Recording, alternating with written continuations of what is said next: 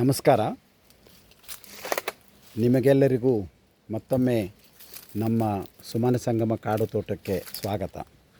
ಇವತ್ತು ಫೆಬ್ರವರಿ 5, 2026.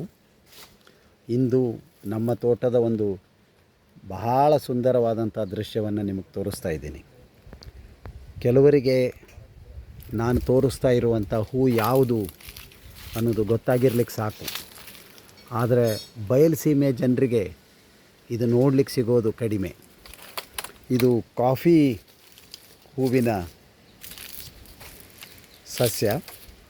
ಈಗ ಸದ್ಯ ನಮ್ಮ ತೋಟದೊಳಗಿರುವಂಥ ಎಲ್ಲ ಕಾಫಿ ಗಿಡಗಳಿಗೂ ಹೂವಿನ ಸಂಭ್ರಮ. ಅದು ಎಷ್ಟು ಚಂದ ಅಂದರೆ, ಯಾರೋ ಬಹಳ ಪ್ರೀತಿಯಿಂದ ಬಂದು ಒಂದು ಮಾಲೆ ಥರ ಆ ಹೂಗಳನ್ನು ಪೋಣಿಸಿದಾರೋ ಏನೋ ಅನ್ನೋ ಥರ ಈ ಹೂವುಗಳ ವಿನ್ಯಾಸ ಇರ್ತದೆ. ಮತ್ತು ಹೂವು ಅರಳಿ ಬಹಳ ಸೂಕ್ಷ್ಮವಾದಂಥ ಒಂದು ಪರಿಮಳವನ್ನು ಕೊಡ್ತಿರ್ತವೆ. ಇದೆಲ್ಲವೂ ಕೇವಲ 2 ದಿವಸದ ಕತೆ. ಅದಾದಮೇಲೆ ಹೂವು ಬಾಡ್ತದೆ. ಇದು ನೋಡಿರಿ, ನಿಮಗೆ ನಾನು ಹೇಳ್ತಾ ಇರೋದು.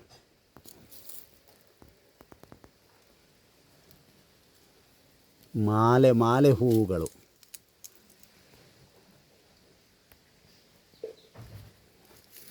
ಗಿಡದ ತುಂಬ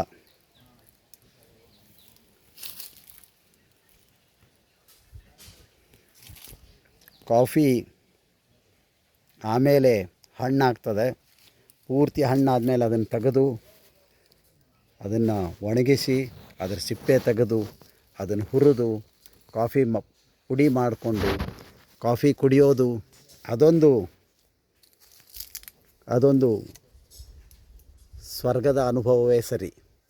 ಆದರೆ ಇದೇನಿದೆಯಲ್ಲ, ಹೂಗಳನ್ನು ನೋಡಿ ಆನಂದಿಸೋದು, ಇದು ಯಾವ ಸ್ವರ್ಗದ ಸಂತೋಷಕ್ಕೂ ಕಡಿಮೆ ಇಲ್ಲ. ನಮಸ್ಕಾರ.